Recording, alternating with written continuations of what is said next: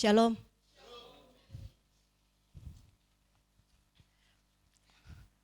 Pesan Tuhan tadi bukan kebetulan.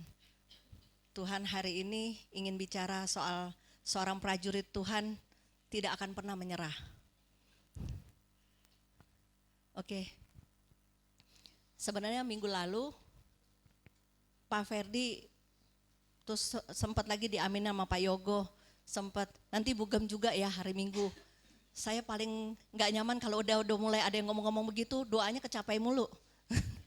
Ya, waktu minggu lalu berapa orang media, ada teman yang lain Henny ngomong begitu juga. Akhirnya hari Jumat saya lakukan, tapi hari ini minggu lalu Pak Ferdi bilang gini, hadiah ulang tahun saya, kamu yang khotbah ya. Saya pikir kalau hadiah ulang tahun memberi yang terbaik buat Tuhan, saya nggak nolak. Tapi kalau dia minta yang lain-lain yang aneh-aneh mungkin saya tolak. Oke, puji Tuhan. Tadi kita udah dengar apa yang tadi Tuhan sampaikan. Siap tidak siap, dia pasti akan datang. Kalau kita mengaku hari ini kita prajurit Allah, harusnya kita responnya berbeda. Kita harus tahu apa isi hati Tuhan, apa yang Tuhan mau. Kita harus tahu semuanya, supaya kita jangan sampai salah jalan. Amin. Kalau kita lihat prajurit di lapangan, ibarat tentara, mereka kalau pergi, mereka perlengkapi dengan senjata. Senjata kita ini nggak ada yang lain. Kalau kita nggak punya senjata ini, kita nggak akan pernah bisa berperang. Karena Tuhan bilang hidup itu adalah perang. Dan tiap hari kita perang. Tidak ada yang bisa main-main lagi. Ya, tadi rasanya kalau Tuhan boleh bilang nyembah terus, saya kepengennya nyembah terus sih. Tapi ya kalau Tuhan kasih kesempatan walaupun waktu dikasih yang singkat, tapi saya juga tidak mau membatas suka-suka Tuhan. Yang penting satu, apa yang Tuhan mau sampaikan saya akan sampaikan. Hari ini kembali saya tekankan, Tuhan mau kita belajar seorang prajurit Tuhan yang tidak akan menyerah. Oke, kita sama-sama mau belajar. Seorang prajurit dilatih untuk berperang. Mereka harus memiliki mental yang kuat dan terus waspada agar saat ada serangan musuh, mereka selalu siap menyerang dan bertahan. Saya orangnya senang ngayal ya. Saya mau ajak jemaat ngayal sedikit lah. Anggap kita semua ini prajurit lagi duduk di sini. Komandan kita yang tadi barusan bicara adalah Tuhan. Dan kita cuma alat, saya sebagai alat yang dipakai sama Tuhan untuk menyampaikan dari komandan yang di atas. Oke.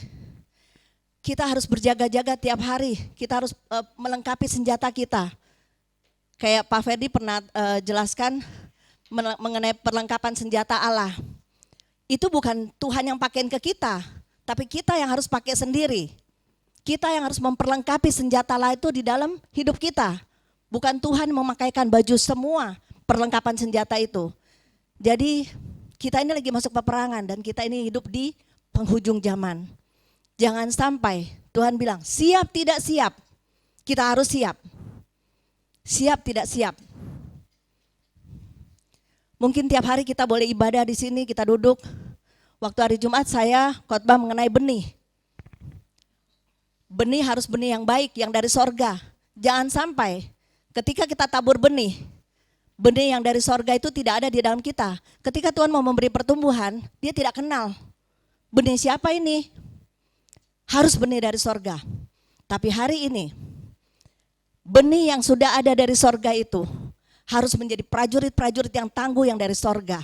Kita harus siap berperang dan kita harus siap selalu memakai senjata yang diberikan sama Tuhan. Jangan sampai pakaian kita bolong. Bolong artinya kita punya celah dalam hidup sehingga apa? Kita kalah berperang.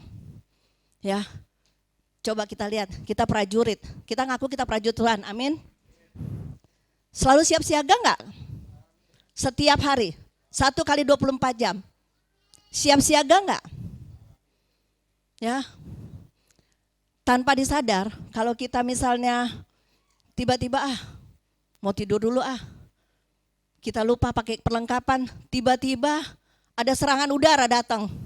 Bom, meledak, mati deh, enggak siap apa-apa. Toto pasukan, pasukan dalam tanda kutip, pasukan kuasa kegelapan itu mereka sangat-sangat prepare luar biasa loh. Mereka sangat mengatur strategi yang luar biasa. Kita sebagai hamba-hamba Tuhan, kita ini semua hamba Tuhan loh. Makanya waktu Pak Ferdi dibilang, aku akan Tuhan memberikan Pak Ferdi menggembalakan tanpa jemaat. Dia tanya kenapa Tuhan? Tuhan bilang, jadikan mereka semua pengerja. Jadi siapa yang duduk di sini berkomitmen, kalian adalah pengerja Allah. Dan kita adalah prajurit Allah. Seorang prajurit harus punya kuasa, harus punya kekuatan, harus punya ketaatan. Ya, kalau kita punya komandan, prajuritnya nggak setia, komandannya ke kanan, dia nggak ikut aturan, dia ke kiri. Kira-kira kita bisa selamat nggak? Ya, nggak ada perlindungan. Dan hari ini, mungkin Tuhan walaupun mungkin cuma singkat, tapi saya mau sampaikan sedikit supaya kita mengerti tugas kita sebagai prajurit Allah. Amin. Jangan jadi prajurit pecundang, maaf. Prajurit pecundang, ngaku prajurit Allah, tapi hidup jadi sandungan terus. Dan tidak pernah bertumbuh di dalam Tuhan. Amin. Oke, bagaimana caranya syarat seorang prajurit dapat bertahan dan meraih kemenangan? Seorang prajurit yang tangguh, satu, yang pertama, dia harus taat. Amin. Dia harus taat pada pimpinan komandannya. Contoh seorang perwira Kapernaum. Coba kita lihat di Matius 8 ayat 9.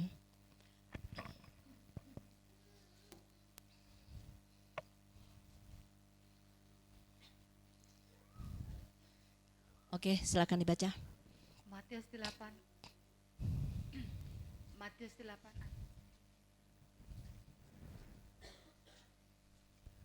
Matius 8 ayat 9. Sebab aku sendiri seorang bawahan dan di bawahku ada pula prajurit. Jika aku berkata kepada salah seorang prajurit itu, pergi, maka ia pergi. Dan kepada seorang lagi, datang, maka ia datang. Ataupun kepada hambaku, kerjakanlah ini, maka ia mengerjakannya. Ya, seorang prajurit itu dia taat, dia harus taat. Seorang prajurit harus taat. Jika diperintahkan komandannya, tidak pernah menunda-nunda. Sekarang kita takaran sama kita di sini adalah prajurit semua. Ketika kita dipanggil sama Tuhan, ada tugas panggilan dari sorgawi. Mana yang kita utamakan? Pekerjaan kita sendiri atau pekerjaan Tuhan? Waduh, hari Minggu sore ini ada kondangan. Ini kan sekali cuma seumur hidup. Iya, coba aja. Ketika lagi kondangan, tiba-tiba Tuhan datang. Ya silakan aja kondangan terus. Kita terangkat. Itu salah satu prajurit harus taat. Di mana komandan kita bilang ke kanan, kita ke kanan. Makanya Tuhan bilang, hidup kita ini harus seirama sama Tuhan. Tuhan ke kanan, kita ke kanan. Tuhan ke kiri, kita ke kiri. Jangan Tuhan ke kanan, kita ke kiri. Tuhan ke kiri, kita ke kanan. Kita gocek-gocekan sama Tuhan. Akhirnya apa? Nggak ketemu jalannya. Amin. Kita harus turut komandan kita. Di dalam pelayanan, banyak orang mengaku prajurit Allah, tetapi ketika diberi tugas pelayanan, menunda-nunda, bahkan banyak alasan demi kepentingan pribadi atau diri sendiri. Kadang saya suka sedih juga sih memang ya. Seperti kemarin, Pak Ferdi juga pernah bilang ya, wah lagi musim COVID, pada takut semua, ke gereja takut. Seolah-olah kayaknya Tuhan tuh kecil banget deh di mata kalian. Istilahnya Tuhan tuh gak punya kuasa, sampai kita gak berani melangkah. Kalau kita melangkah untuk Tuhan, mati untuk Tuhan, mati keuntungan loh. Asal hidup benar, bukan mati konyol. Amin. Ya. Tapi giliran ada duit di sana banyak. Taruhlah 1M, bisa kejar walaupun di situ ada corona. Yang penting gue dapat duit, gue happy ending. Tapi bisa gak sih kita prajurit tanpa bayaran, tapi kita prajurit setia, bayarannya di surga. Bisa gak sih kita prepare ke sana? Ayo dong, gemes nih tiap hari, tiap minggu kita dengar khotbah keras-keras. Takaran sama kita sendiri ya. Apa yang saya ngomong ini, takar sendiri semuanya masing-masing. Supaya apa? Supaya ngerti, udah gak sih gue jadi prajurit Tuhan? Betul-betul gak sih? Atau jangan-jangan jadi prajurit seperti prajurit yang tidak mengerti. Dia cuma ikut komandan tapi dia tidak punya keintiman sama Tuhan. Komandannya bukan Tuhan, komandannya komandan dunia.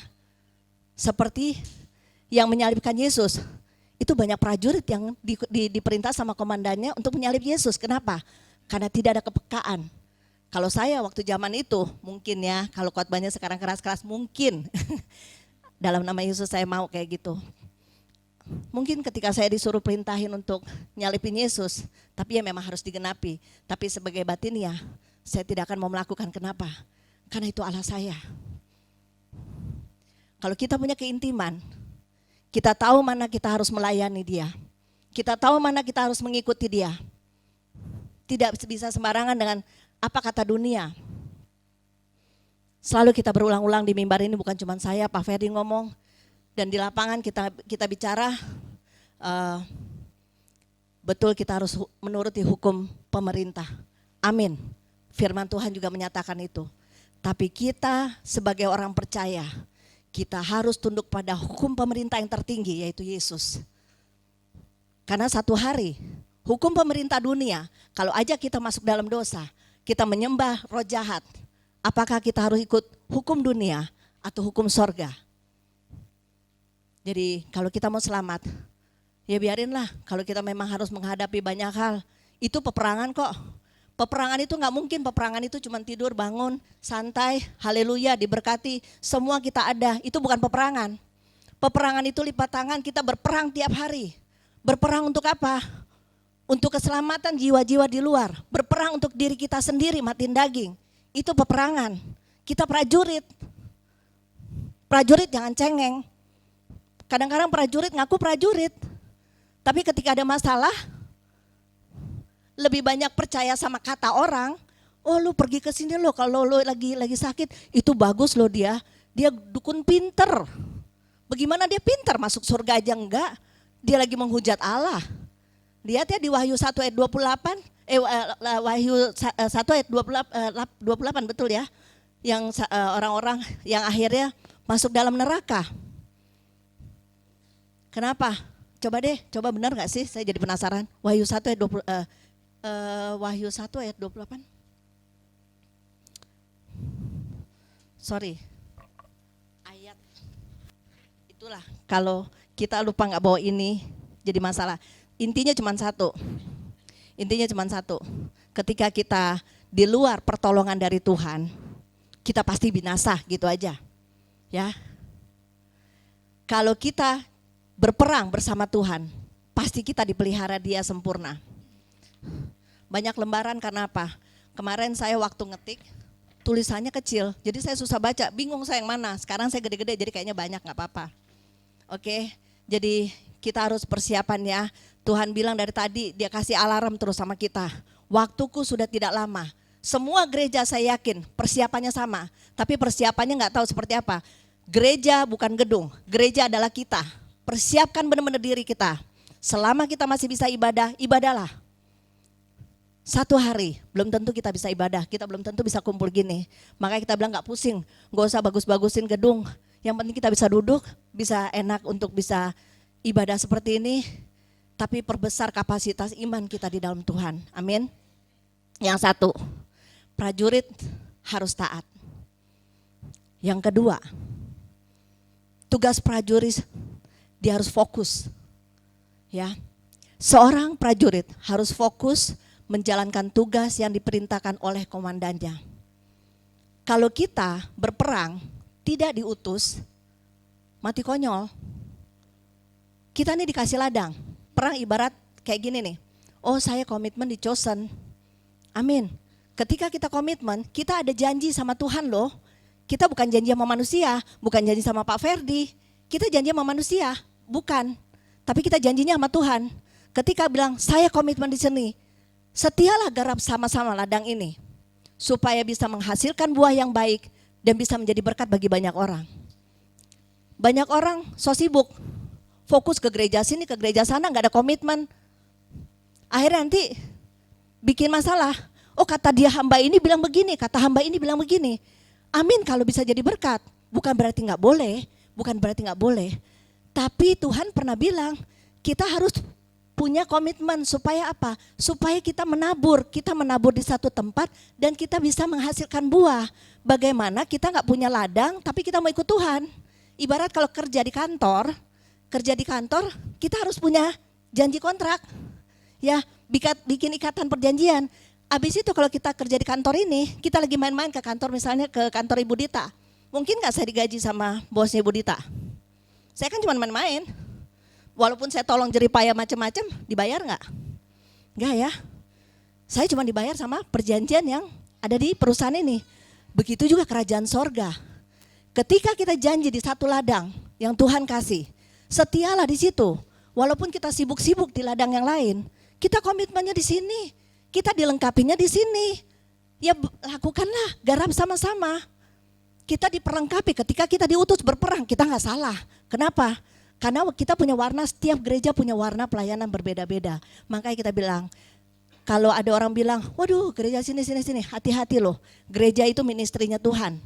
Tuhan yang bangun. Tuhan yang bangun. Mau salah mau enggak, tetap Tuhan yang bangun. Mau mereka cuman terbatas, makanya kita bilang, wah dia lebih hebat di sana. Wah dia lebih hebat di sini. Enggak ada yang hebat. Yang hebat Tuhan. Cuman kitanya harus bertanya, kita berdoa. Tuhan, di mana Engkau mau utus aku? Aku siap. Kita harus berdoa di mana yang aku bisa bertumbuh Tuhan. Aku mau komitmen di sana. Nah banyak orang ketika udah masuk gereja, waduh gembalanya gak cocok sama gue nih. Ya dia luka. Pertanyaannya dia lagi melayani gembalanya atau melayani Tuhan. Waduh pengerja-pengerjanya nih tukang gosip. Gak layak dia, gue gak nyaman. Lah ladang-ladang Tuhan, kita melayani Tuhan loh, bukan melayani manusia. Bodoh amat. Nah kalau kita udah lihat begitu, harusnya kita dong yang jadi contoh.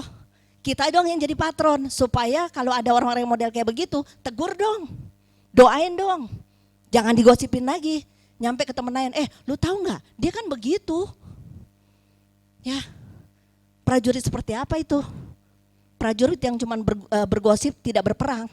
Dia ngumpet terus, membela diri terus. Tapi kalau prajurit yang kuat, sekalipun dia disakitin, sekalipun dia ditempa, dia maju terus. Dia siap berperang, dia tunduk sama komandannya. Komandan kita ini nih, dialah yang sempurna. Ya, saya harap prajurit-prajurit yang di sini, ketika kita keluar dari sini, betul-betul jadi contoh bagi gereja-gereja lain yang butuh pertolongan. Jadilah prajurit yang setia, menjadi berkat di luar sana juga. Jangan cuma di sini. Kemarin kan saya bilang sama teman-teman ya, apa yang kita punya buku apa yang rohani bisa memberkati. Kalau kita lagi bilang di daerah, kita lagi pelayanan di daerah, kita lihat begitu luar biasa loh, buku-buku itu menjadi berharga sekali bagi mereka. Kenapa? Kurang informasi di sana.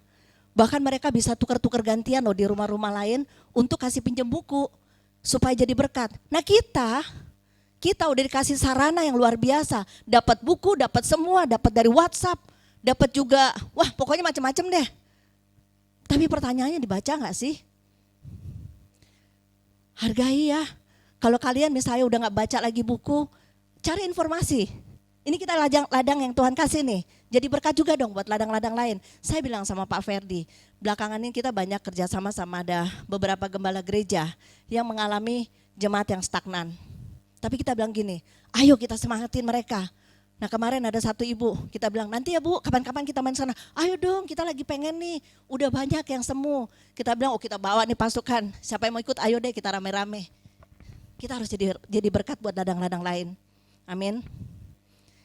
Ya, kalau punya berkat buku-buku rohani, tapi jangan buku-buku yang melulu berkat, tapi gimana caranya kasih buku-buku yang benar-benar yang bermanfaat, yang bisa membuat orang benar-benar jatuh cinta sama Tuhan. Bagiin kayak ke daerah-daerah, cari tahu. Banyak loh. Saya sampai mau nangis loh, ada di satu balik lagi kemarin saya lihat di satu grup yang saya selalu bilang, saya dimasuki dalam satu grup itu dari macam-macam daerah dan negara. Dan itu ada satu desa, jadi dia kalau pagi ya bertani, dia segala macam, intinya cuma satu, supaya jemaatnya bisa ibadah. Makan susah. Puji Tuhan, emang dasar Tuhan baik ya, masukin dia di grup itu, akhirnya dia bilang, saya perlu gini, banyak yang tergerak, Mereka kasih kirim uang ke sana, hasilnya dikasih lihat. Terima kasih Pak untuk kirimannya ini. Mereka bisa beli bangku kayu sih. Maksudnya kayu-kayu yang kayak yang ya pokoknya kayu sekolah anak gitu. Tapi mereka sukacita bersorak-sorai loh. Dikirim videonya. Ntar kapan-kapan saya putar di sini. Ya, itu cuma contoh satu. Tapi saya lihat di grup itu ada beberapa gereja yang di daerah yang butuh banget. Maka saya punya ide. Saya bilang gini, nanti kalau ada punya buku atau punya apa yang kita bisa tolong, saya masukin di grup sana. Saya bilang saya minta alamat. Jangan sampai semua yang ada di rumah kita jadi mubazir. Saya bilang kan, buku-buku rohani ntar jadi busuk. Di rumah jadi kayak kutu busuk, taruh di situ, nggak jadi manfaat, nggak jadi berkat. Ya, prajurit berperang. Berperangnya dengan apa? Perang kita bukan kayak perang-perang kayak di ya Putin sama Ukraina ya. Bukan kayak gitu, tapi kita perangnya sesuatu yang tidak terlihat. Tapi itu menjamin kita punya keselamatan, hidup mati kita, surga atau neraka. Bedanya cuma di situ. Nah kita nggak mau mati konyol ya udah mati aja. Tapi kalau mati konyol, masuk neraka dan tidak akan pernah bisa keluar dari sana. Amin. Prajurit yang sedang berjuang harus memfokuskan diri pada peperangan yang sedang dihadapinya. Kita harus fokus, setiap hari kita harus berjaga-jaga terus. Berjaga-jaga dalam segala sesuatu. Banyak tarikan dunia yang bisa membuat kita pada celaka tanda kutip. Buat kita jatuh dalam dosa, buat kita buat iman kita sampai tergerus habis. Ini lagi tarik menarik nih antara Tuhan dan kuasa gelap. Saya nggak bicara kuasa gelap, Tuhan dan iblis. Iblis karena dia berontak, dia bawa sebagian untuk melawan Allah. Nah dia menguasai bumi, dia punya pasukan, dia punya strategi untuk dunia. Dia bisa bikin begitu rupa, 24 jam tidak tidur. Kita bilang kita prajurit Allah, 24 jam gak kita seperti bersedia untuk melawan musuh kita yang tidak terlihat. Ya, bahaya loh, bahaya kalau kita sekarang ini masih main-main. Gak main-main loh, kita semua punya tiket nih, tiket pulang ke sorga. Caranya mau pengangkatan kek, mau caranya gimana kek, yang penting kita siap. Kalau kita hidup benar-benar di dalam Tuhan, kita gak takut apapun. Bayangin ya, satu prajurit, dia kalau berperang, dia masuk, mau percaya mau tidak percaya, istilahnya dia udah ditembak, mati untuk negara, tapi kita gak tahu larinya kemana, sesuai dengan iman. Ya, saya tidak menghakimi, tapi mereka begitu rupa berani, mereka dilatih, direndam di air yang istilahnya sungai yang kadang-kadang buaya, ular juga bisa lewat. Tapi mereka dilatih karena apa? Satu hari ketika mereka dilepas di medan perang, mereka harus jalan sendiri dan ikut pandunya komandan. Kalau mereka tidak masuk satu tim yang kompak, yang satu mau begini, satu begitu, istilahnya gini loh, misalnya musuh di depan nih, lagi datang. Kita lagi diem, tiba-tiba karena ada satu gak mau denger-denger, bentaran aja gak apa-apa gue keluar. Padahal dibilang tahan dulu jangan keluar, gak apa-apa mau ke belakang. Gara-gara dia gak taat sama komandan, dia keluar satu, musuh bisa lihat berapa banyak dia rugiin orang yang di dalam yang sedang bersembunyi untuk siap menyerang. Makanya kita ini teamwork, kita ini kasih pasukan yang besar di sini. Tuhan bilang together we strong. Satu gampang dipatahin, dua gampang dipatahin, tiga gampang dipatahin. Berapa banyak kita dari sini? Tidak akan pernah bisa dipatahkan kalau kita saling mendoakan. Amin. Ya, persiapkan benar-benar hidup kita ya. Jadi prajurit-prajurit Tuhan yang benar. Jangan sampai jadi prajurit pecundang yang tidak ada kepekaan sama Tuhan. Akhirnya apa? Kita menyalibkan Tuhan tiap hari dengan dosa. Tuhan, aku mengasihimu, aku prajurit Tuhan. Habis itu bikin dosa. Ngotorin tubuh kita. Sadar gak sih, pernah nangis gak sih kalau kita lagi bikin dosa? Ini bait Roh Kudus Allah loh, dia tinggal di dalam kita. Tiap hari kita tusuk dia, kita paku dia dengan dosa kita. Tiap hari di dalam tubuh kita. Sadar gak kalau kita menyakiti dia terus? Ya, saya minta ini menjadi renungan masing-masing. Ketika kita lagi bikin dosa, kita bilang sama diri kita, aduh, Yesus ada di dalamku, aku paku dia tiap hari dengan perbuatan jahatku. Punya hati gak sih? Dia kepengen hidup loh, dia kepengen hidup di dalam kita. Izinkan dia besar di dalam kita. Berulang-ulang kali saya bilang, banyak orang bilang gini, roh di dalamku lebih besar daripada ada yang di dunia ini. Amin, 100%. Roh Allah, bukan roh kita. Kita ada roh, tapi dia roh Allah yang luar biasa. Tapi pertanyaannya, 1 hari 24 jam. Kalau kita cuma 2 jam di dalam hadirat Tuhan, sisanya 22 jam kita bikin dosa seenak-enaknya. Roh mana yang paling besar? Roh jahat. Ya, kalian dari 6 tahun usia kita udah bisa bikin dosa. Kalau kita dimasuk di pelayanan pelepasan ya, 6 tahun bisa kasih makan dosa. Sekarang di sini bermacam-macam usia. Ada yang 20 tahun, ada yang 50 tahun, ada yang 60 tahun. Tiap hari, sadari, 1 hari 24 jam. Kalau kita lebih banyak kasih makan roh jahat, jangan ngaku dan jangan terlalu pede bilang, roh Allah lebih besar di dalamku, roh Allah lebih besar, yang besar itu ada di dalamku. Sadar gak? Roh jahat yang lebih besar. Kalau kita lebih banyak kasih makan roh jahat. Oke? Jadi jangan selalu bilang kalau setiap ada masalah, percaya aja roh di dalamku lebih besar. Betul gak sih roh Allah lebih besar? Kalau kita benar-benar kasih makan firman dan kita melakukan firman Tuhan, betul roh Allah lebih besar. Dan seperti Paulus bilang, adalah hidupku bukan aku lagi tapi Kristus di dalamku. Artinya roh Allah besar. Ketika kita masuk ke satu wilayah di mana api-api yang padam, sama aja kita lagi bawa satu kuasa yang luar biasa di dalam kita. Api Roh Kudus yang tidak ada duanya. Kita masuk ke wilayah tempat yang gelap. Kita akan menyulutkan api-api itu untuk menghidupkan api-api yang mati. Kita jadi berkat. Makanya seorang prajurit Allah, masa sih bilang prajurit, setiap orang yang bikin sakit hati kita, tobat lu, berubah lu. Kita selalu nunjuk ke orang lain. Kan firman Tuhan bilang, apa yang kamu mau lakukan bagi orang lain, lakukan terlebih dahulu. Kalau kita mau orang lain bertobat, gak usah perkataan, rubah diri kita sendiri. Bisa gak orang rasain kita? Bisa gak orang rasain bahwa, oh sungguh, aku rasanya seneng banget sama dia, nyaman. Setiap aku ngobrol sama dia, ada kelegaan.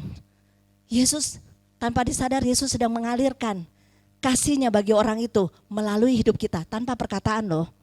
Tapi banyak orang merasa kudus. Lu berubah, lu gak layak, lu begini begitu. Siapa yang bisa menilai kita? Cuman Tuhan.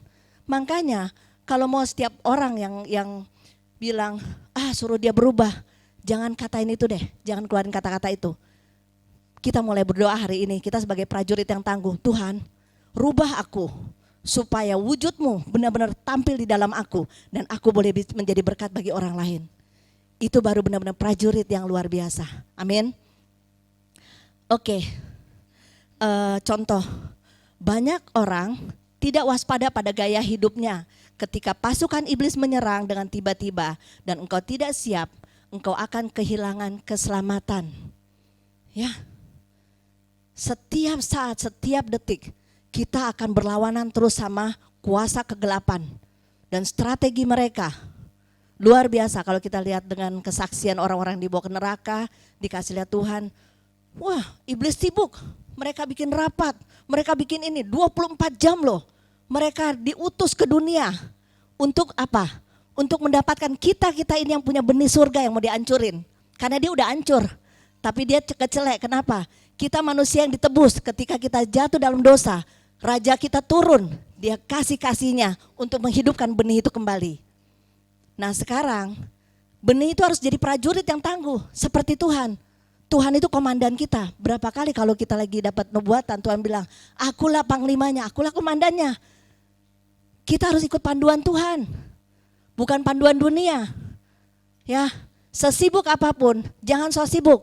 Nanti rugi sendiri loh. Kita sibuk untuk dunia, ketika Tuhan datang, ya tuailah, nikmatilah dunia, selamat tinggal.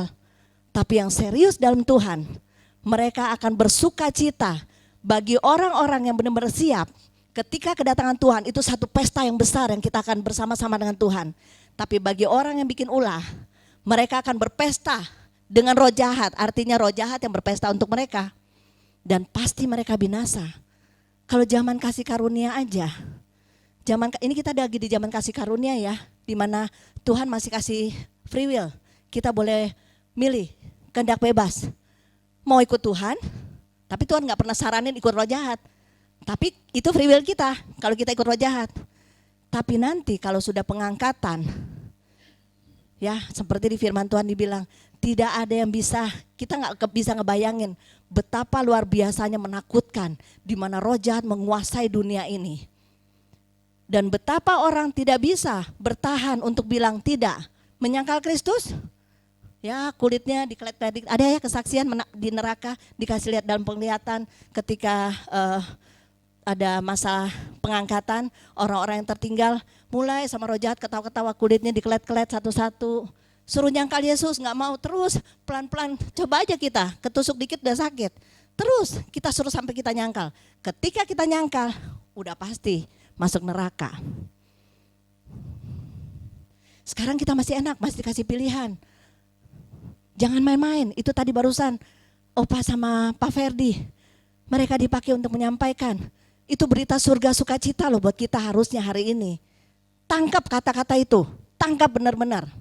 Saya sampai bilang sama Rizka gini, Riz, saya benar-benar kasihan tuh anak walaupun kurus tapi dia setia loh.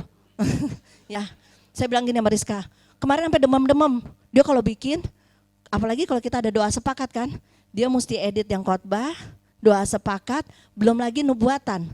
Itu dia sampai kadang-kadang saya suka marahin dia, Rizka, kamu istirahat. Enggak Kak, karena saya pernah bilang begini, pesan Tuhan itu kalau hari ini kamu nyampein, toto kejadiannya besok minimal kita siap. Kita tahu Tuhan lagi nyampein. Tapi kalau dia terlambat, Tuhan bilang aku udah nyampein. Sebenarnya di sini kita sudah tahu. Tapi baiknya kita udah punya sarana, kita ingetin lagi. Tapi kadang-kadang sedih juga sih, dikasih pesan Tuhan tidak pernah dibaca. Wah, dia udah capek-capek kirim. Orang cuman amin, God bless you. Hati-hati loh ketika bilang amin, artinya engkau sedang melecehkan Tuhan kalau engkau tidak baca. Karena kata amin itu ya dan amin, artinya aku percaya Tuhan, aku mau. Tapi kita menipu diri kita sendiri, amin, God bless you. Udah pakai God bless you lagi, tapi kagak baca. Menipu. Hati-hati ya, besok-besok kalau pada dapat quote-quote dari manapun juga, kalau kita cuma jawab amin, hati-hati.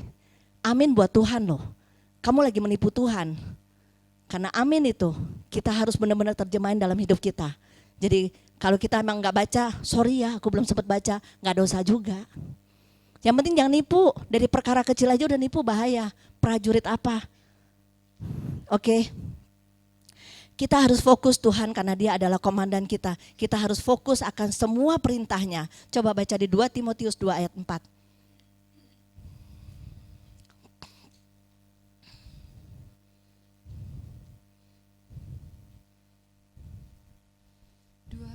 2 ayat 4.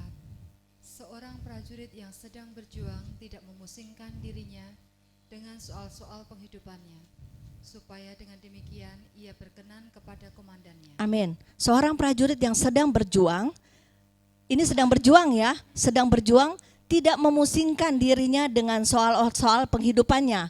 Kadangkala ngaku prajurit Tuhan, giliran dikasih tugas sama Tuhan, ke gereja aja males. Dengerin firman Tuhan aja males, doa sepakat aja males, padahal kita ngaku prajurit. Kita mengutamakan daging kita daripada kita punya roh. Banyak orang berdalih melayani Tuhan dengan harapan hidupnya diberkati.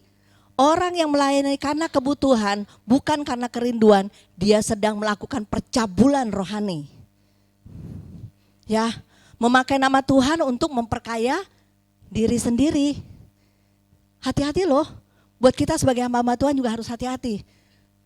Ya, banyak kita sebenarnya juga kalau kita mau gampang sebenarnya kalau kita mau minta uang untuk gedung atau apa, banyak kok yang ngomong sama kita juga. Pak Ferdi, kalau perlu apa-apa, telepon ya. Kita tahu bukan berarti ada orang yang nggak qualified, tapi dia qualified. Tapi pertanyaannya Tuhan suruh nggak? Tuhan mau kita lipat tangan dan tanya sama Tuhan. Tuhan punya waktu yang tepat, momen yang tepat buat kita semua. Tapi jangan sampai kita cabul rohani. Kita minta bukan waktunya Tuhan. Oh ya Tuhan, saya perlu Tuhan. Sampai waktu itu ada satu orang lucu waktu kita lagi bangun ini, belum jadi. Tapi dia menyaksikan sampai terakhir. Kita bilang, kita cuma punya uang 90 juta nih. Kita minta tanda sama Tuhan waktu itu, karena ini habisnya kan 200-an. Kita minta tanda sama Tuhan. Tuhan, gimana nih Tuhan? Tuhan bilang, lanjutin aja. Baru 90 kita udah nekat panggil tukang semua. Padahal kita janji cuma 2 minggu loh untuk bayar gedung ini 130 juta. Tapi kan renovasi nggak murah juga. Tapi itulah kita semua ini menyaksikan. Kenapa? Karena kita semua ini ada doa. Kita ini unity. Bahkan kita ngeliat Tuhan bilang, kamu berjalan di atas kemustahilan.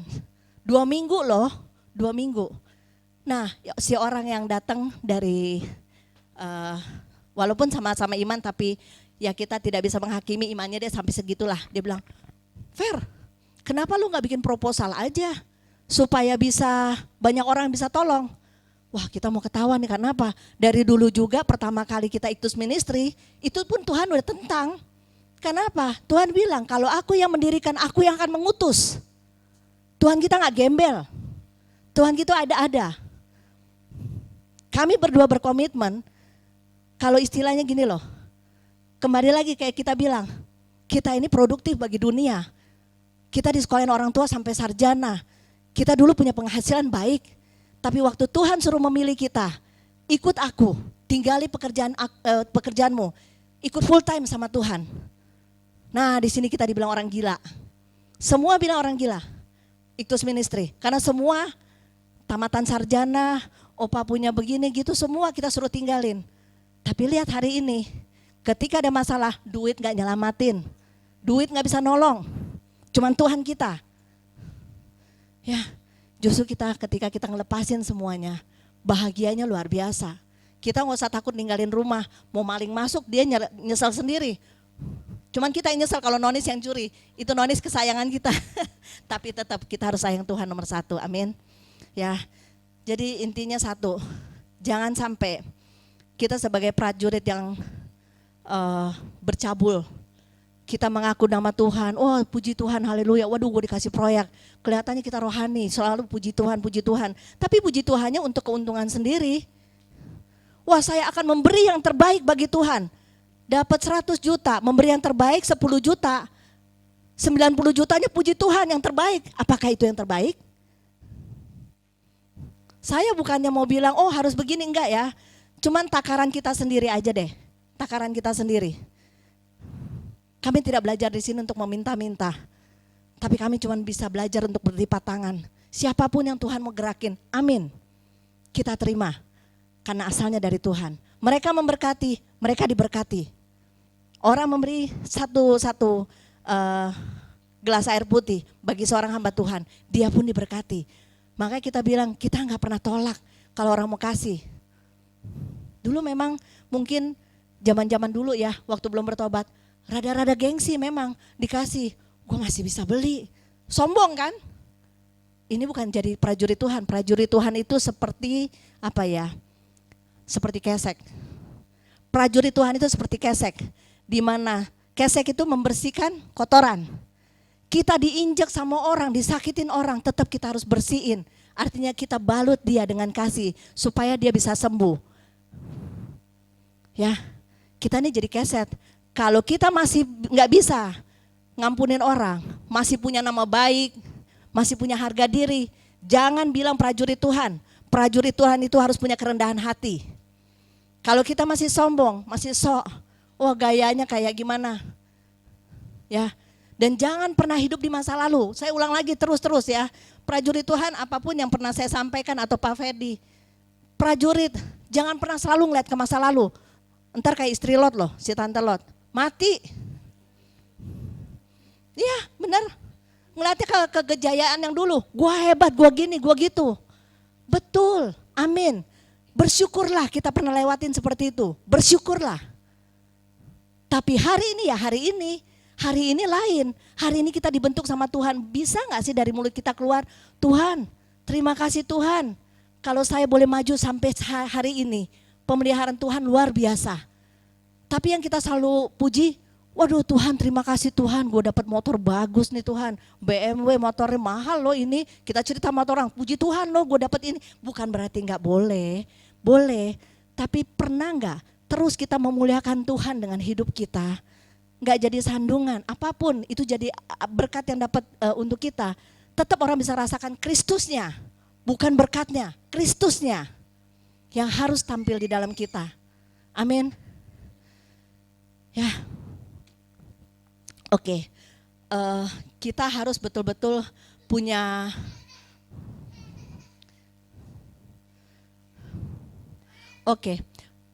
prajurit Tuhan yang sejati tidak menuntut bayaran ataupun memusingkan kebutuhan hidupnya, tetapi tulus berperang untuk menyenangkan jiwa yang terhilang, untuk memenangkan jiwa yang terhilang.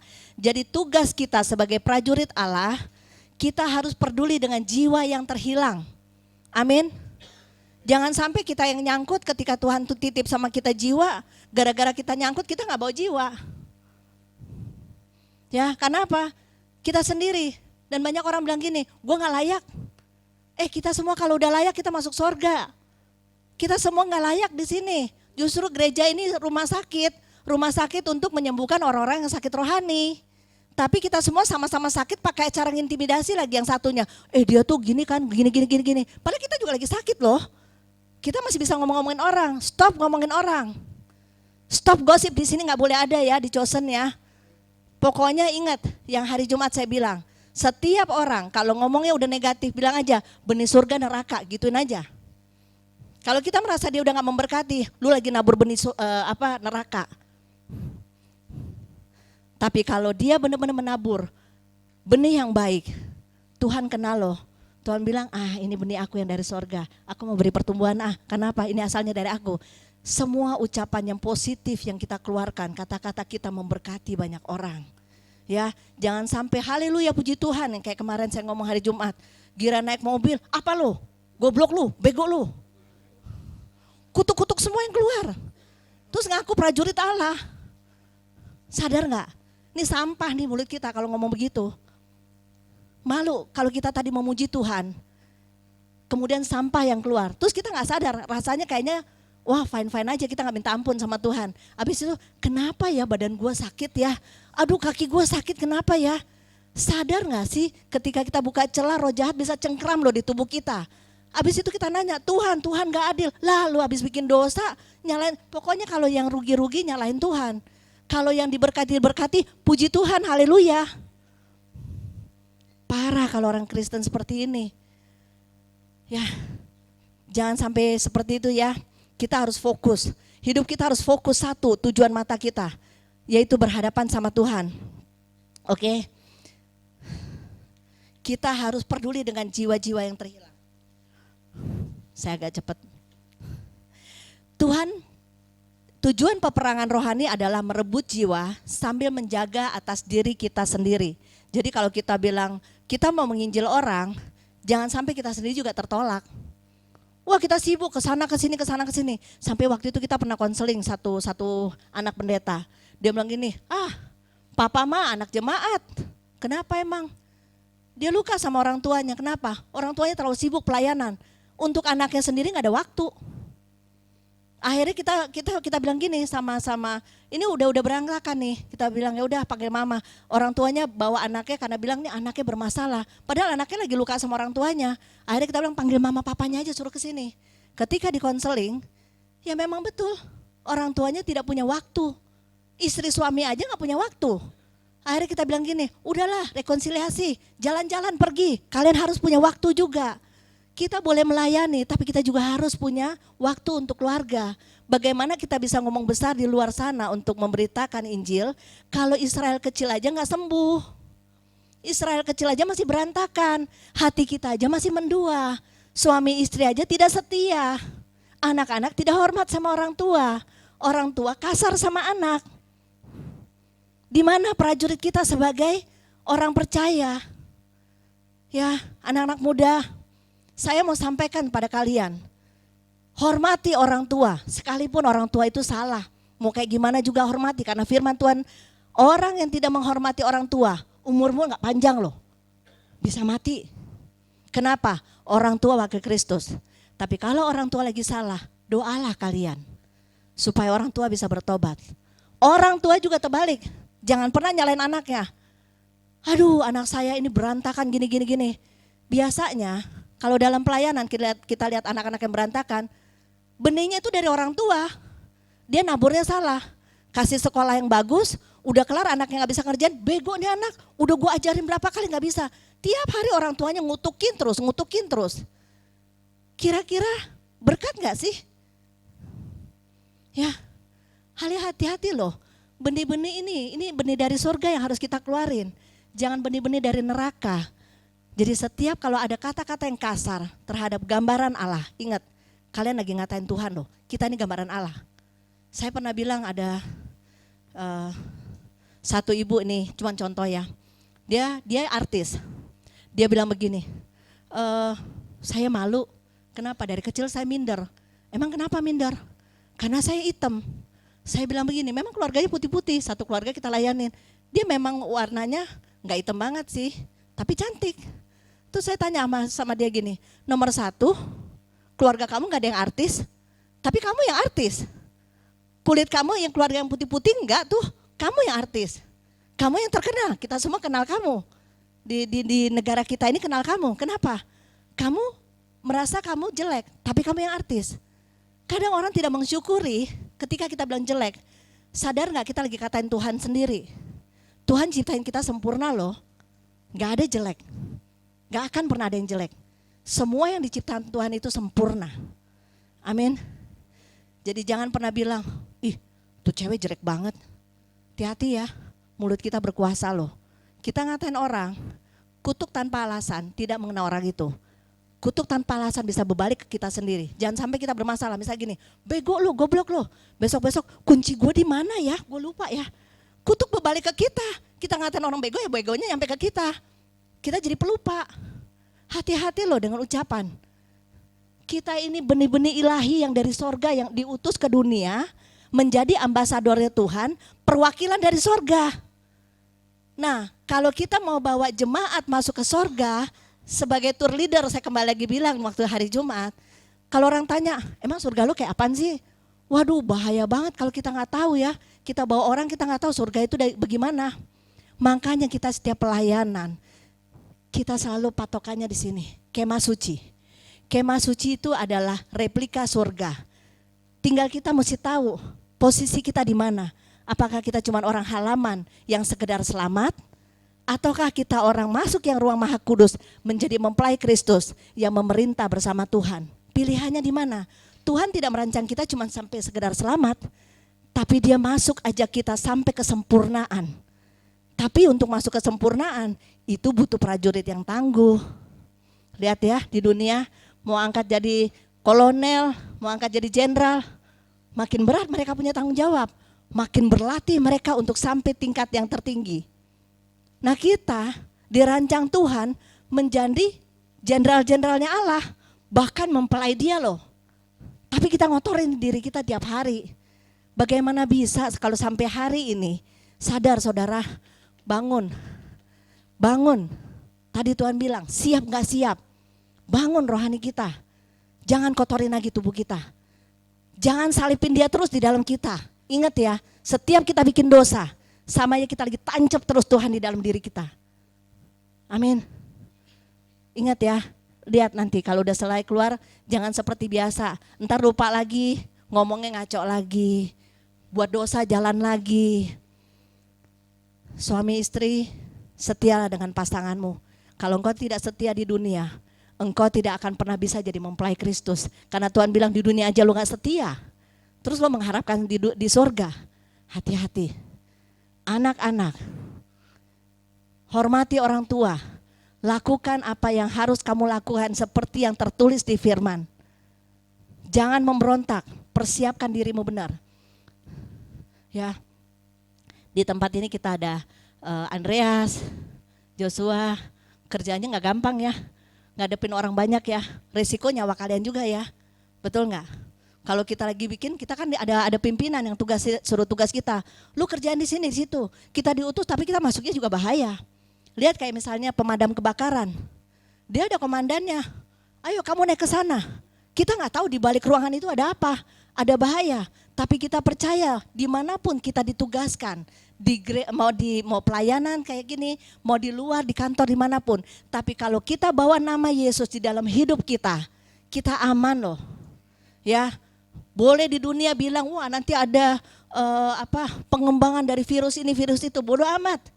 Kita tidak akan pernah bisa kena, kita punya iman. Ingat, Tuhan pernah bilang sama kita, kita dikasih cincin otoritas. Kita punya kuasa, pakai kuasa itu bagi orang yang benar. Bagi orang yang jalan benar-benar di jalan Tuhan. Kalau kita nggak di jalan Tuhan, jangan harap otoritas itu bisa hidup. Ya, habis bikin dosa nih, mabok, jalan-jalan. Oh Tuhan, tolong saya Tuhan. Saya pusing nih Tuhan, antar saya sampai selamat di rumah. Siapa yang mau tolong? Tapi Tuhan baik loh. Kadang-kala Tuhan tahu, Tuhan kasih kesempatan dia tolong. Ya. Tapi kitanya nggak tahu diri. Kita yang nggak tahu diri. Udah Tuhan tolong berulang-ulang kali, jatuh bangun, jatuh bangun, jatuh bangun. Masih juga begitu. Jangan sampai Tuhan ada batasnya loh. Bukan berarti Tuhan nggak ada batasnya. Ya, pernah kan kita kasih kesaksian di sini ada orang 2 yang sakit. Ada 2 orang yang sakit. Waktu Pak Ferdi dititip 2, tiba-tiba yang satu Tuhan bilang gini, besok aku akan menjemput. Yang satu lagi Tuhan bilang begini, aku melepaskan apa yang dulu menjadi milikku. Artinya kalau Tuhan melepaskan, milik siapa? Mati masuk neraka. Tapi bahagianya yang ibu satunya, aku akan menjemput dia. Aku adalah Tuhan. Waduh, kalau Tuhan yang menjemput, bahagia kita. Kalau Tuhan yang bilang, Tuhan jemput saya, bahagia. Jangan sampai aku melepaskan, aku nangis pasti. Kenapa? Tempat kita gelap. Dan kalau kita udah masuk di neraka, tidak ada tempat untuk bilang, menyesal aku Tuhan, tidak ada. Menyesalnya cuma di situ, cuman tangisan dan air mata. Ya, seperti waktu Pak Ferdi lihat ada anak perempuan kecil, seperti trampolin. Dia lihat naik turun, naik turun, naik turun. Di bawahnya itu bara waktu di neraka. Terus Pak Ferdi tanya, kenapa Tuhan anak itu? Padahal anak itu berarti bukan dewasa. Anak yang mungkin remajaan gitu ya, muda remaja ya. Tahu gak Tuhan bilang apa? Trampolin. Imannya sebentar naik, sebentar turun. Sebentar ingin ikut Tuhan, sebentar bikin dosa lagi ikut. Suam-suam. Suam-suam. Gak heran orang suam-suam itu dimuntahkan masuk neraka. Jangan sampai iman kita itu seperti trampolin ya. Entar naik, entar turun, entar naik, entar turun kayak yoyo. Ya. Toto kita lagi turun, belum naik, Tuhan udah jemput. Selamat jalan aja. Aduh, saudaraku. Saya sebenarnya jujur saya panggilannya bukan untuk berdiri di sini, tapi saya tidak pernah takut kalau selama itu saya anggap ini penginjilan. Saya nggak pernah mau bilang ini khotbah, karena kalau khotbah kayaknya berat banget. Saya selalu bilang penginjilan. Saya bilang gini sama Ferdi, Di, lu mau taruh 1000 orang, kalau lu bilang penginjilan gue berani. Tapi kalau lu bilang khotbah gue gemeter. Kenapa? Rasanya tanggung jawabnya berat. Kalau penginjilan kan enak ngomongnya kayak begini. Tapi ya semoga nyampe aja dah. Ya, semoga jangan sampai kita benar-benar tidak menjadi terang buat buat kerajaan sorga, amin. Oke, untuk itu dibutuhkan firman sebagai perlindungan kita dan mengenakan segenap senjata yang telah Allah sediakan bagi kita agar kita dapat melawan musuh dan menang dalam peperangan. Jadi kalau saudara mau menang dalam peperangan, cuman ini, oke, cuman ini. Saya kemarin ngobrol sama Soroya dan teman-teman tim penjualan kaos. Saya tiba-tiba ada tambahan, lupa nyampein. Ini cuman sekedar kerinduan ya. Kan orang kan anti kan sama ini kan. Anti banget orang dunia, orang Kristen juga sama. Orang Kristen yang gak benar-benar dalam Tuhan, anti banget sama Alkitab. Saya sampai bilang gini sama Ferdi, coba kita bikin kaos. Kadang kan kita suka lihat di truk kan lucu-lucu tuh, mereka suka ada tulisannya. Kita bisa ketawa, memberkati juga kalau ada tulisan lucu. Tapi kadang-kadang kita juga kalau lagi lampu merah lagi stop, baca jaket orang. Karena apa? Kita lagi bengong, masih nunggu lama. Bisa nggak kalau kita tulis benar-benar ayat, jalan keselamatan hanya pada Yesus Kristus misalnya. Ayatnya jelas, kalau cuma Matius mereka nggak tahu apaan. Tapi ayat bawahnya sampein firman. Kita bilang, biar kita jadi reklame di mana-mana kita jalan, orang bisa baca di punggung kita. Minimal kalau Bu Wati lagi di kereta kan, ada ayat nih, ada ayat. Mana tahu ada duda yang keren bilang, wah ini rohani nih ibu nih. Boleh juga nih. Ya, maaf ya Bu Wati. Dengan rasa hormat, Ibu Wati ini sebenarnya lebih senior dari kami. Ya, ya. Ibu Wati ini sebenarnya lebih senior. Kenapa saya bilang? Dia bukan takaran ini ya, kita lihat takaran surga ya. Dia lebih senior, dia pendeta duluan loh. Kami ini masih baru-baru. Tapi bedanya kita latar belakangnya penginjilan. Sebenarnya lebih enak penginjilan. Tapi ya kalau Tuhan aja kita suruh pengembalaan, puji Tuhan aja. Ya. Tapi minimal saya harap semuanya, mana tahu punya ide. Saya cuma bilang gini sama Ferdi, di ayat apa aja deh yang bisa membangun. Kita jalan kemana-mana biarin deh orang baca. Karena gak mungkin kita masuk-masuk ini orang bisa sambit kita. Kita bawa ke sini kemana-mana. Lebih baik kita jalan kemana-mana orang bisa baca. Tapi ingat, kalau kita pakai baju itu, belajar juga jadi prajurit yang betul. Jangan sampai kita pakai, habis itu kita ngerokok. Ngerokok. Baju Kristen. Habis itu kita pakai baju lagi, mabok. Kita ke night club, diskotik, belakangnya I love Jesus. Saudara, saya mau kasih tahu ya, kalian sedang melecehkan nama Tuhan. Kalian lagi menyalibkan nama Tuhan. Kalian tidak ada penghormatan sama Tuhan. Banyak orang terlalu melecehkan dengan ayat-ayat Alkitab, tapi kita tidak jadi terang. Hati-hati. Makanya kita bilang, siap kita di sini semua mau jadi prajurit yang benar. Amin. Satu hari saya ada dana, saya beliin, saya kasih gratis, biarin kaos. Pakai ya. Tapi ketika kita pakai, ingat, kita lagi menyampaikan kerajaan sorga yang ada di dalam hidup kita. Jangan memalukan Tuhan. Oke, udah pakai gini, giliran dia serempet kayak tadi. Bego lo, goblok lo. Abis itu Tuhan mengasihimu. Wah, serem banget ya. Makanya kita semua yang pakai baju rohani, jangan cuma bajunya yang rohani, kitanya yang rohani. Ya, jangan malu-maluin Tuhan. Ya, nah Michael, kalau lagi cempaka mas kan, tulisnya I love Jesus. Orang muslim membaca I love Jesus, dia sebutin. Waduh, wah gimana? Tapi kan itu udah tabur benih. Benih hidup loh, firman Tuhan itu hidup loh. Kita lagi tabur benih buat orang lain. Berani gak kita jadi iklannya di jalanan? Tapi sebelum kita pakai baju itu, berdoa. Tuhan, kalau aku keluar, Engkau utus pakai pakaian ini dan pesan ini, biar banyak orang bisa jadi berkat. Amin. Amin. Ya, puji Tuhan, Soroya. Teman-teman semua berupaya mereka untuk bisa penginjilan dengan kaos, dengan semua. Karena kita gak bisa bikin lagi yang lain-lain. Ini udah waktunya Tuhan. Waktunya sudah dekat. Ya udahlah, kita pakai pesan-pesan tulisan semua dah. Yang penting satu, biarin dah pagi, siang, sore, malam. Kita pakai baju rohani terus, bodo amat. Besok kalau mau ibadah, biarin kita semua mau naik angkot, mau naik apa. Pakai aja kaos. Tapi seenggaknya kita memberitakan Injil. Makanya saya bilang sama Soroya, betul.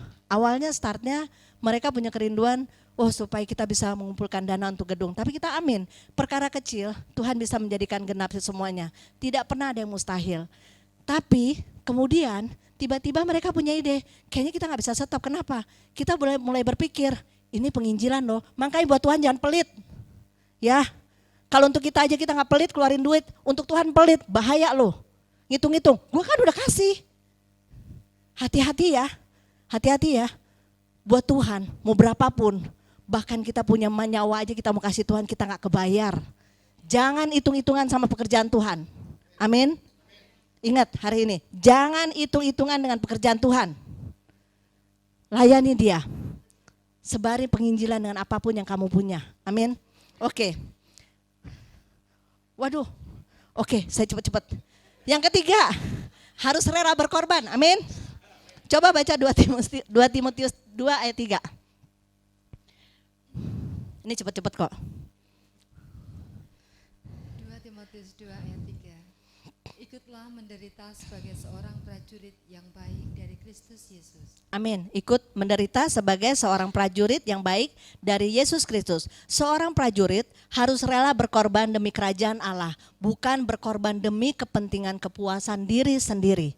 Ingat ya, kita ini utusan kerajaan sorga. Apa yang kita lakukan semua berkaitan kerajaan sorga. Mau kita di kantor, mau di mana, kita harus menjadi patronnya Tuhan. Dimanapun kita ditaruh, kita harus jadi patronnya Tuhan. Ya, kita harus jadi contoh di lingkungan tempat kita bekerja. Seorang prajurit Kristus tidak mengandalkan dirinya sendiri, tetapi selalu mengandalkan Tuhan. Kalau orang yang mengandalkan diri sendiri, pasti jalannya nggak ketemu. Mau usaha apapun, kalau Tuhan tidak terlibat, jangan pernah coba-coba. Kalau kita masuk, libatkan Tuhan dalam segala hal. Jangan sampai, waduh gue udah nanam begini nih, kenapa rugi ya? Lah, tanyanya benar-benar, tapi Tuhan udah bilang, ujilah setiap roh. Banyak orang kata Tuhan, kata Tuhan, kata Tuhan. Tuhan yang mana? Kalau hidupnya masih dosa, nggak pernah punya persekutuan sama Tuhan, nggak pernah berdoa, terus bilang kata Tuhan. Tuhan hanya mempercayakan orang-orang yang setia, yang intim sama Dia, yang peka dengan suaranya. Jangan sembarangan kata Tuhan. Bahaya loh kita pakai kata Tuhan. Oke. Kalau semua yang bisa dinikmatin orang untuk kerajaan surga dan Tuhan yang dipermuliakan, itulah yang dari Tuhan. Amin. Oke, kemenangan yang diraih merupakan pertolongan dari Tuhan, bukan kekuatan dari kita. Kalau kita menang dalam peperangan, itu karena Tuhan bersama kita. Kalau kita keluar dari jalur Tuhan, itu karena kita yang bermasalah. Seorang prajurit Kristus selalu menjadikan dirinya sarana agar orang lain ikut beroleh manfaat dari dirinya. Kita harus jadi berkat. Harus jadi berkat. Bukan memberkati diri sendiri, jadi berkat. Ya, jadi kalau kita di sini masih pelit-pelit sama Tuhan, takarin diri ya. Ingat, Tuhan gak pernah pelit sama kita. Apa yang kita punya semua ini berasalnya dari Tuhan. Ya, kalau orang misalnya bilang gini, aduh gue kan kasih nih ke gereja lu 1 miliar. Ya ke gereja, untuk Tuhan kok, bukan untuk kita. Kita juga bekerja untuk Tuhan. Dan kita juga bertanggung jawab atas semua yang Tuhan percayakan. Jadi jangan pikir kalau kasih banyak untuk kita. Puji Tuhan kalau kita juga dikasih, karena Tuhan yang menggerakkan. Tapi jangan sampai kita yang mempermalukan Tuhan.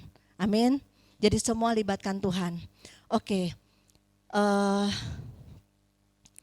Seorang prajurit Kristus harus rela berkorban, bersedia mengambil bagian dalam penderitaan Kristus. Mengerjakan pekerjaan Tuhan adalah sebuah perjuangan dan menuntut pengorbanan yang besar. Jadi kalau kita mau jadi prajurit Tuhan, kita harus berkorban. Apapun resikonya, Tuhan nomor 1. Ya, berani nggak kita bilang di sini? Apapun resikonya, Tuhan nomor 1. Yuk kita ngomong sama-sama. Apapun, amin. Pegang ya. Apapun resikonya, Tuhan nomor 1. Seorang prajurit Tuhan akan menghadirkan damai sejahtera Kristus. Untuk itu kita harus memberi dia tempat menjadi prajurit, ditempa menjadi prajurit Kristus yang mempunyai kapasitas sebagai seorang pemimpin, namun berjiwa pelayanan. Amin. Artinya menjadi prajurit Kristus harus cakap dan mempunyai kerendahan hati. Dan singkat, yang terakhir, pasti pada senang kalau terakhir. Padahal masih banyak sih, tapi nggak apa-apa. Jadi intinya 1, pesan saya buat jemaat coba baca di 2 Timotius 12 ayat 7. Benar nggak sih? Salah. Sorry. Ibrani. Ibrani 12 ayat 2 ada betul nggak? Enggak, saya cuma itu. Oke. Ya, dibaca. Ibrani 12 ayat 2. Marilah kita melakukannya dengan mata yang tertuju kepada Yesus, yang memimpin kita dalam iman dan yang membawa iman kita itu kepada kesempurnaan, yang dengan mengabaikan kehinaan tekun memikul salib, ganti sukacita yang disediakan bagi Dia, yang sekarang duduk di sebelah kanan tahta Allah. Amin. Ini adalah bukti sebagai prajurit Allah yang tangguh, taat pada komandan, fokus pada panggilan, rela berkorban. Jika ini semua tidak ada dalam saudara, engkau akan menjadi prajurit yang cengeng, yang kalah sebelum berperang. Amin. Tuhan memberkati.